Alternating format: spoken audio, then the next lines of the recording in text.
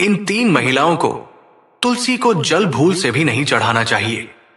दोस्तों, एक समय की बात है, देवी सत्यभामा भगवान श्री कृष्ण के पास आती है और उनसे पूछने लगती है, हे प्रभु, पहले आपने मुझे तुलसी को जल देने का और तुलसी के पास दीपक जलाने का महात्म्य सुनाया था। हे प्रभु, आज मैं आपके पास ये जानने के उद्देश्य से आई हूं कि तुलसी को जल चढ़ाने के नियम क्या है। कौन सी स्त्री तुलसी को जल चढ़ा सकती है और कौन सी स्त्री तुलसी को जल नहीं चढ़ा सकती है, इस विषय में मुझे ज्ञान दीजिए। भगवान श्री कृष्ण कहते हैं, हे सत्यभामा, आज तुमने उत्तम प्रश्न किया है। तुलसी को जल देने के महत्वपूर्ण नियम होते हैं। उन नियमों का पालन करते हुए ही तुलसी को जल देना चाहिए। यदि कोई व्यक्ति इन नियमों का पालन नहीं करता है तो उसे महापाप लगता है। देवी लक्ष्मी उसके घर को त्याग करके चली जाती है। हे प्रिय, आज मैं उन तीन स्त्रियों के बारे में बताने वाला हूं जिन्हें तुलसी को जल नहीं चढ़ाना चाहिए। इन स्त्रियों को तुलसी को जल देने का कोई शुभ फल प्राप्त नहीं होता है। उल्टा इनके द्वारा तुलसी को जल चढ़ाने पर उन्हें महापाप ही लगता है। तुलसी को जल चढ़ाने के नियम बताने से पूर्व, हे देवी, मैं आपको सुनंदा का प्राचीन कथा सुनाता हूं, जिसे आप ध्यान से सुनिए।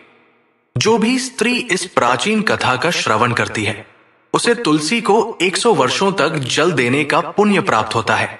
अर्थात जो भी मनुष्य इस कथा को पूरा श्रवण करता है वो 100 वर्षों तक जीवित रहता है। और इस कथा को जो भी ध्यान से सुनता है और इसका प्रचार करता है उसके कोटि कोटि पाप और दुखों का नाश होता है और उसकी दरिद्रता दूर होती है। देवी सत्यभामा कहती है, हे स्वामी, आपके मुख से इस कथा का श्रवण करना बड़े सौभाग्य की बात है। कृपया आप मुझसे वो कथा कहिए, मैं इसे ध्यान से पूरा अवश्य सुनूंगी। प्रिय श्रोताओं, फिर भगवान श्री कृष्ण देवी सत्यभामा को वो कथा सुनाने लगते हैं। इस कथा को आप ध्यान से पूरा अवश्य सुनिए, क्योंकि आधा अधूरा ज्ञान घातक हो सकता है। तो चलिए आपको सुनाते हैं वो कथा। भगवान श्री कृष्ण कहते हैं, हे देवी सत्यभामा, पूर्व काल की बात है। दक्षिण देश में एक अत्यंत शोभायमान नगरी थी। उस नगरी में सुदेव नाम का एक ब्राह्मण निवास करता था। सुदेव बहुत ही बुद्धिमान और शास्त्रों में पारंगत था। उसने वेदों का भी अध्ययन किया था। उसी के नगर के पास अन्य एक नगर था। उस नगर में ध्यान शर्मा नाम का एक विद्वान ब्राह्मण था। उसकी एक पुत्री थी जिसका नाम सुनंदा था। उस ध्यान शर्मा ने बड़े ही लाड़ प्यार से अपनी पुत्री का लालन पालन किया था। उसकी पुत्री अत्यंत सुंदर और गुणवान थी। जब सुनंदा विवाह के योग्य हुई तो ध्यान शर्मा को अपनी पुत्री के विवाह की चिंता सताने लगी। इसीलिए उसने अपनी पत्नी से कहा, हे प्रिय, हमारी पुत्री अब विवाह योग्य हो चुकी है, इसीलिए अब इसका विवाह हमें कर देना चाहिए। तब उसकी पत्नी कहती है, हे स्वामी, मेरी दृष्टि में एक विद्वान ब्राह्मण है जिनका नाम सुदेव है। मैं तो कहती हूं हमारी पुत्री का विवाह उन्हीं श्रेष्ठ ब्राह्मण के साथ करा दिया जाए। उनके साथ विवाह करके हमारी पुत्री सुखी जीवन व्यतीत करेगी। ध्यान शर्मा कहता है, हे प्रिया, तुम ठीक कहती हो। मैंने भी सुदेव जी के विषय में बहुत सुना है। हम हमारी पुत्री का विवाह उन्हीं के साथ करेंगे। मैं कल ही उनके पास अपनी पुत्री के विवाह का प्रस्ताव लेकर जाता हूं। फिर ध्यान शर्मा अपनी पुत्री के विवाह का प्रस्ताव लेकर सुदेव के घर पर जाता है। सुदेव घर में अपने माता पिता की सेवा कर रहा होता है। जब ध्यान शर्मा सुदेव को अपने माता पिता की सेवा करते देखता है तो उसे बड़ा आनंद होता है। वो सोचता है, अरे वाह, ये ब्राह्मण पुत्र तो कितना महान है। ये तो बड़ी प्रसन्नता से अपने माता पिता की सेवा कर रहा है।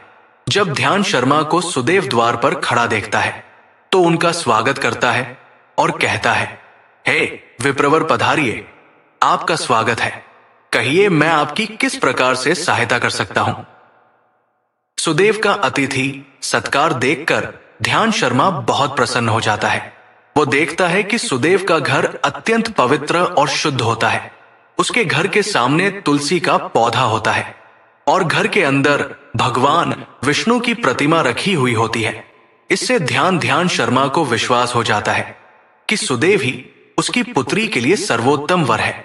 फिर ध्यान शर्मा सुदेव से कहता है, हे विप्रवर, आज मैं आपके पास मेरी पुत्री के साथ आपके विवाह का प्रस्ताव लेकर आया है। मेरी पुत्री के लिए आपके समान श्रेष्ठ वर कहीं और नहीं मिल सकता। सुदेव के माता पिता भी ये बात सुनकर प्रसन्न हो जाते हैं और सुदेव को विवाह के लिए मना लेते हैं। फिर सुदेव भी विवाह के लिए तैयार हो जाता है। विवाह का मुहूर्त तय किया जाता है और एक पवित्र स्थान पर सुदेव और सुनंदा का विवाह संपन्न किया जाता है। सुनंदा के सुंदर और मनमोहक रूप को देखकर सुदेव बहुत प्रसन्न होता है। सुनंदा अत्यंत गुणवान और चरित्रवान स्त्री थी।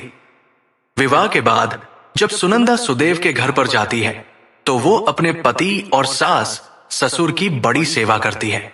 अपनी मधुर वाणी और कार्यों से वो सभी के मन को जीत लेती है।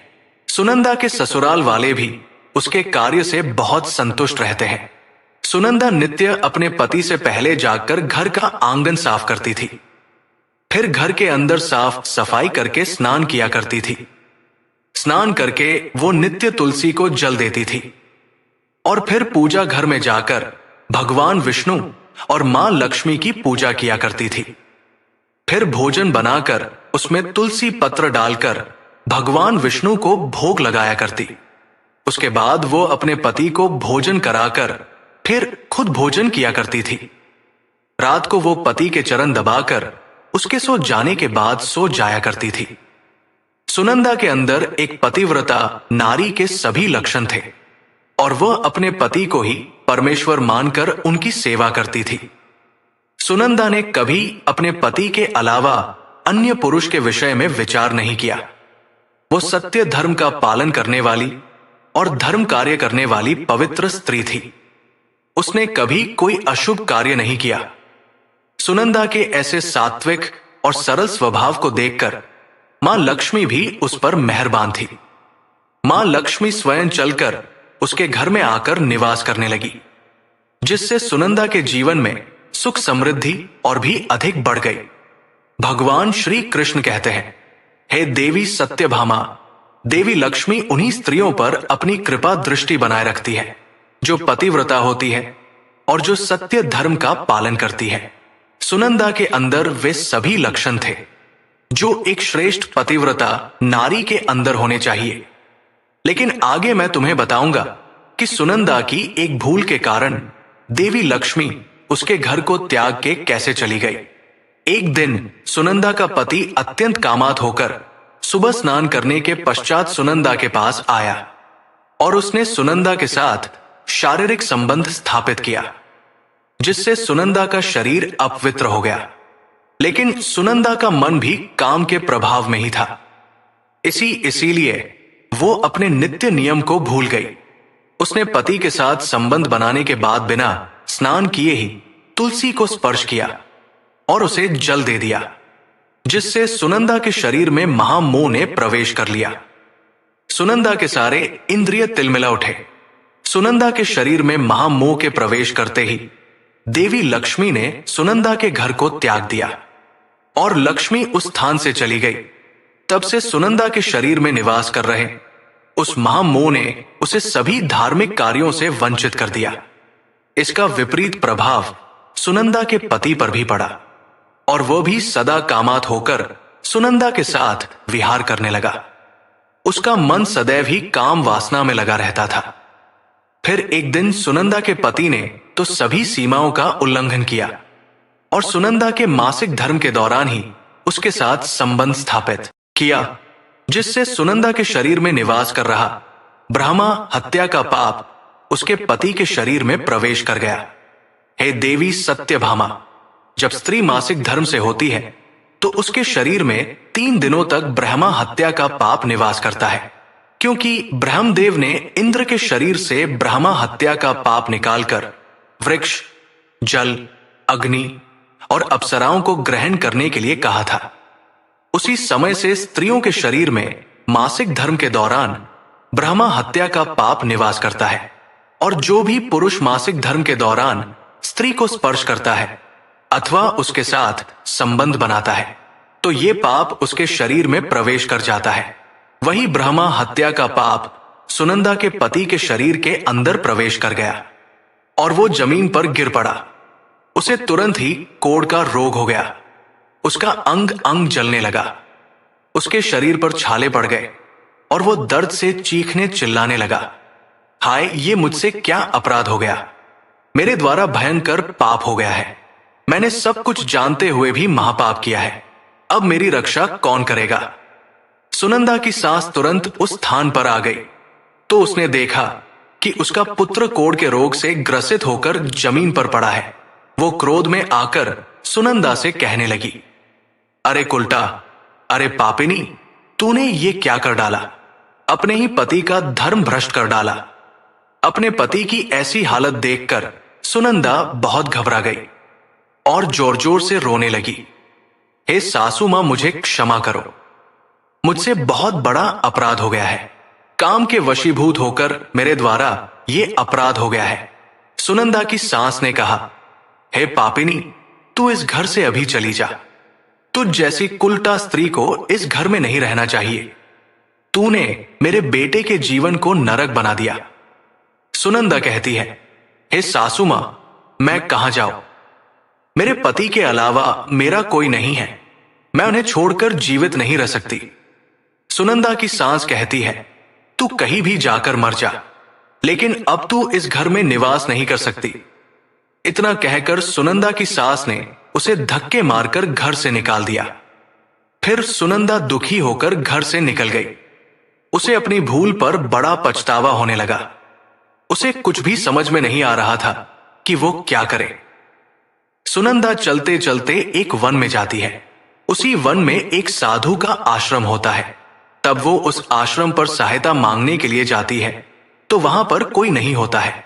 सुनंदा उसी आश्रम पर जाकर बैठ जाती है और अपने दोष के विषय में सोचते हुए दुखी होने लगती है। फिर कुछ समय बाद एक ऋषि उस आश्रम पर आते हैं जिनका वो आश्रम होता है। जब वे ऋषि एक स्त्री को अपने आश्रम पर दुखी बैठा हुआ देखते हैं तो आश्चर्यचकित हो जाते हैं और पास जाकर उस स्त्री से पूछने लगते हैं, हे कल्याणी, तुम कौन हो और किस कारण से इस स्थान पर अकेले बैठी हो। तुम्हारे दुख का क्या कारण है। तब वो स्त्री कहती है, हे मुनिवर, मेरा नाम सुनंदा है। मेरे द्वारा घोर पाप हो गया था। उसी कारण से मैं अपने परिवार से बिछड़कर इस स्थान पर आई हूं। वो ऋषि कहते हैं, हे देवी, ये क्या कह रही हो तुमने कौन सा पाप किया है। मुझे विस्तार से बताओ। मैं तुम्हारी कोई सहायता कर सकूं तो प्रयत्न अवश्य करूंगा। सुनंदा कहती है, हे मुनिवर, मेरे द्वारा घोर पाप हो गया है। मासिक धर्म के दौरान मैंने पति के साथ संबंध बनाया। इसी कारण से मेरे पति को रोग से ग्रस्त हो गए और दुख भोग रहे हैं। फिर ऋषि कहते हैं, बेटी, तुम चिंता मत करो। तुम्हारे द्वारा जो पाप हुआ है उसका प्रायश्चित करो। तुम्हें पाप से मुक्ति मिल जाएगी। तुम इस आश्रम में बैठकर भगवान विष्णु की पूजा करो। तुलसी को नित्य जल दो और गौ माता की सेवा करो। तुम्हारा पति जल्दी ही ठीक हो जाएगा। फिर वो सुनंदा वहीं पर उस आश्रम में रहकर भगवान विष्णु की नित्य पूजा करने लगती है। रोज स्नान करके वो ब्रह्मचर्य का पालन करते हुए तुलसी को जल चढ़ाती है और तुलसी के पत्र डालकर भगवान विष्णु को भोग लगाती है। फिर गायों को चारा डालती है, उनकी सेवा करती है। दिन भर वही भगवान विष्णु की मूर्ति के आगे बैठकर भगवान विष्णु की भक्ति करने लगती है। इस प्रकार से एक वर्ष बीत जाता है। भगवान विष्णु सुनंदा की दृढ़ निष्ठा और भक्ति से अत्यंत प्रसन्न हो जाते हैं और सुनंदा को साक्षात दर्शन देते हैं। भगवान विष्णु को साक्षात अपने सामने खड़ा देखकर सुनंदा उन्हें बारंबार प्रणाम करने लगती है। तब भगवान विष्णु सुनंदा से कहते हैं, हे पुत्री, तुमने बड़ी ही श्रद्धा से और भक्ति भाव से मेरी आराधना की है, इसीलिए अब मैं तुम पर प्रसन्न हूं। कहो, तुम्हारी क्या कामना है। तब सुनंदा कहती है, हे प्रभु, कृपया मुझे बताइए, मेरे किस दोष के कारण मेरे अंदर काम का वास हो गया, जिस कारण से मेरे द्वारा घोर पाप हुआ और मेरे पति को कोढ़ का रोग हो गया। भगवान विष्णु कहते हैं, हे पुत्री, अब तुम ध्यान से सुनो। तुम्हारे द्वारा अनजाने में ही एक पाप हुआ था, जिस कारण से तुम्हारे अंदर महामोह ने प्रवेश कर लिया था। एक दिन तुमने अपने पति के साथ संबंध बनाने के बाद बिना स्नान किए ही तुलसी को जल दिया था। पति पत्नी जब रति क्रिया करते हैं तो उनका शरीर अपवित्र हो जाता है, और ऐसी अवस्था में तुलसी को कभी स्पर्श नहीं करना चाहिए। तुलसी लक्ष्मी का ही रूप है। तुमने अपवित्र अवस्था में ही तुलसी को जल अर्पण किया था, जिस कारण से देवी लक्ष्मी तुम्हारे घर का त्याग करके चली गई, और फिर महामोह ने तुम्हारे अंदर प्रवेश कर लिया। उसी महामोह के कारण तुम्हें और तुम्हारे पति के अंदर काम का प्रभाव अधिक बढ़ गया, और मासिक धर्म के दौरान स्त्री के साथ संसर्ग होने के कारण तुम्हारे पति को कोढ़ का रोग हो गया था।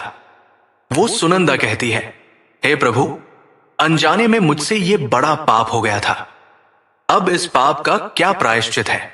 भगवान विष्णु कहते हैं, हे सुनंदा, इस पाप का प्रायश्चित तुमने 1 वर्ष तक ब्रह्मचर्य व्रत का पालन करके कर लिया है, इसीलिए अब तुम पाप से मुक्त हो। सुनंदा कहती है, हे प्रभु, कृपया मुझे बताइए किस अवस्था में तुलसी को जल नहीं देना चाहिए, और तुलसी को जल देने के क्या नियम है? भगवान विष्णु कहते हैं, हे सुनंदा, अब मैं तुम्हें तुलसी को जल देने के नियम बताता हूं।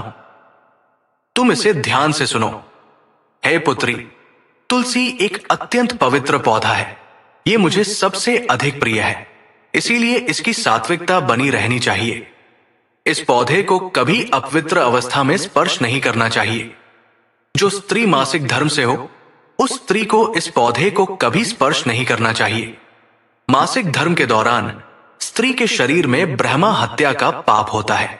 ऐसे में स्त्री को तुलसी को जल नहीं देना चाहिए। किसी भी स्त्री और पुरुष को संबंध बनाने के बाद तुलसी के पौधे को स्पर्श नहीं करना चाहिए, और ना ही इसे जल देना चाहिए। संबंध बनाने पर स्त्री और पुरुष का शरीर अपवित्र हो जाता है। ऐसी अवस्था में तुलसी के पौधे को स्पर्श करने पर दोष लगता है। देवी लक्ष्मी ऐसे स्थान से चली जाती है। हे पुत्री, जो स्त्री अपने पति का त्याग करके चली गई हो, जो विवाह के पश्चात अपने पति को छोड़कर पुरुष के साथ निवास कर रही हो, ऐसी स्त्री को भी तुलसी को जल नहीं चढ़ाना चाहिए। तुलसी की पूजा करने का अधिकार केवल पतिव्रता स्त्रियों को ही है। जो स्त्री अस्ती होती है, उसे तुलसी को जल नहीं चढ़ाना चाहिए। हे सुनंदा, अब मैंने तुम्हें तुलसी को जल देने के संबंध में महत्वपूर्ण नियम बताए हैं, तुम इसे ध्यान में रखो। तब सुनंदा कहती है, हे प्रभु, मेरे पति कोढ़ के रोग से पीड़ित है, कृपा करके मेरे पति को रोग से मुक्त कीजिए। तब भगवान विष्णु कहते हैं, हे सुनंदा, तुमने इस तुलसी के वृक्ष की 1 वर्ष तक पूजा की है। ये अत्यंत पवित्र पौधा है। अब तुम इसके पत्ते ले जाकर अपने पति को खिला दो, वो रोग और पापों से मुक्त हो जाएगा। इतना कहकर भगवान विष्णु अंतर्ध्यान हो जाते हैं। ये सुनकर सुनंदा बहुत प्रसन्न हो जाती है और भगवान विष्णु को बारंबार प्रणाम करके धन्यवाद देती है। फिर सुनंदा उस तुलसी के पौधे के कुछ पत्ते तोड़कर घर पर जाती है और अपने कोढ़ी पति को खिला देती है। तुलसी के पत्ते खाते ही उसका पति एकदम से स्वस्थ हो जाता है और सुनंदा को गले से लगा लेता है। सुनंदा की सास भी जब ये चमत्कार देखती है तो बड़ी प्रसन्न हो जाती है और फिर वे सभी प्रसन्नता से रहने लगते हैं। भगवान श्री कृष्ण कहते हैं, हे सत्यभामा, इसीलिए इन अवस्थाओं में स्त्रियों को तुलसी को जल नहीं चढ़ा चाहिए और ना ही तुलसी को स्पर्श करना चाहिए, अन्यथा इसके अशुभ परिणाम भोगने पड़ते हैं, जैसा सुनंदा के साथ हुआ था। दोस्तों, अब जानते हैं तुलसी के पौधे से जुड़े महत्वपूर्ण नियम। शास्त्रों के अनुसार सोमवार, बुधवार और रविवार के दिन तुलसी का पौधा लगाने के लिए बहुत शुभ होता है, लेकिन ग्रहण काल में अर्थात सूर्य ग्रहण, चंद्र ग्रहण आदि दिनों में तुलसी का पौधा कभी नहीं लगाना चाहिए। तुलसी के पौधे को मिट्टी के गमले में लगाना श्रेष्ठ होता है। घर के मुख्य द्वार के सामने एक सुंदर गमले में तुलसी का पौधा लगाना चाहिए। गमले को हमेशा जमीन पर अथवा किसी ऊंची जगह पर रखना चाहिए। लेकिन इसे कभी लटका कर नहीं रखना चाहिए। तुलसी के पौधे में अच्छी मिट्टी का प्रयोग करना चाहिए। अशुभ स्थानों की मिट्टी कभी तुलसी के गमले में नहीं डालनी चाहिए, जैसे शमशान, नाली या शौच वाले स्थानों की मिट्टी का प्रयोग तुलसी के गमले में कभी ना करें। जिस तुलसी के पौधे की रोज पूजा करते हैं उसे कभी जमीन के अंदर नहीं लगाना चाहिए। जमीन में लगाने से तुलसी का पौधा अपवित्र हो जाता है और साथ ही इसका आकार भी बहुत बड़ा हो जाता है, जिससे इसकी पूजा करने में परेशानी होने लगती है और लोग इसकी टहनियां तोड़ने लगते हैं। इसके अलावा ध्यान न देने पर पशु इसे नुकसान पहुंचा सकते हैं। तुलसी का पौधा लगाने के लिए उत्तर पूर्व तथा पूर्व दिशा ही सर्वश्रेष्ठ मानी गई है। इसमें उत्तर पूर्व दिशा अत्यंत शुभ होती है। इस दिशा में तुलसी का पौधा लगाने से घर का वातावरण सकारात्मक बनता है और शुभ परिणाम प्राप्त होते हैं। अगर तुलसी का पौधा आंगन में लगाया जाता है तो ये बहुत शुभ होता है। तुलसी का पौधा कभी भी दक्षिण पूर्व की दिशा में नहीं लगाना चाहिए। ये आग्नेय दिशा है। इस दिशा में तुलसी का पौधा रखने से जल्दी सूखने लगता है। तुलसी के पौधे को कभी भी अंधकार में नहीं रखना चाहिए। शाम के समय इसके पास दीपक जलाना चाहिए। इसके अलावा तुलसी के पौधे को चुनरी जरूर बांध देना। चुनरी के बिना तुलसी का पौधा अधूरा माना जाता है। तुलसी के पौधे में हरे रंग की चूड़ी, लाल अथवा सफेद धागा जरूर बांध देना। लेकिन तुलसी को कभी सुना नहीं रखना चाहिए। तुलसी के पत्ते तोड़ते समय ध्यान में रखें, चाकू आदि धारदार चीजों का प्रयोग करके तुलसी पत्ते ना तोड़े। तुलसी के पत्ते उंगलियों से ही तोड़ने चाहिए। तुलसी के पौधे की कभी टहनी नहीं तोड़नी चाहिए। थोड़ा अधिक समय लग सकता है, लेकिन तुलसी का एक एक पत्ता ही तोड़ना चाहिए। जितने आवश्यक हो उतने ही पत्ते लेने चाहिए। पत्ते तोड़ते समय नाखूनों का भी प्रयोग नहीं करना चाहिए। इससे स्त्री का सौभाग्य नष्ट होता है और दुर्भाग्य आता है। एकादशी के दिन तुलसी के पत्ते कभी नहीं तोड़ने चाहिए। एकादशी के एक दिन पहले ही तुलसी के पत्ते तोड़कर रखने चाहिए। सूर्य ग्रहण, चंद्र ग्रहण के दौरान तुलसी को स्पर्श नहीं करना चाहिए। किसी भी दिन शाम के समय तुलसी के पत्ते नहीं तोड़ने चाहिए। शाम को तुलसी निद्रा अवस्था में होती है। ऐसे समय पर तुलसी के पत्ते तोड़ना पाप माना गया है। पुरानी सूखी हुई तुलसी की पत्तियों को कभी फेंकना नहीं चाहिए। इसे मिट्टी में दबा दे, लेकिन कभी नाली में अथवा कचरे में ना फेंके। रविवार के दिन तुलसी को जल नहीं देना चाहिए। इस दिन पत्तियां भी नहीं तोड़नी चाहिए। तुलसी को जल देने के लिए शुद्ध पानी का ही प्रयोग करें। तुलसी को कभी गंदा, झूठा पानी नहीं चढ़ाना चाहिए। तुलसी के पौधे को भूल से भी गंदगी वाले स्थान पर नहीं लगाना चाहिए। कई बार महिलाएं तुलसी के पौधे को ऐसे स्थान पर लगाती हैं जो स्थान अपवित्र होता है, जैसे नाली के समीप या जिस स्थान पर बर्तन अथवा कपड़े धोए जाते हैं, उस स्थान पर भी तुलसी का पौधा कभी नहीं लगाना चाहिए। इससे क्या होता है, गंदा पानी तुलसी के पौधे में गिरता है। यह बहुत ही अशुभ माना गया है।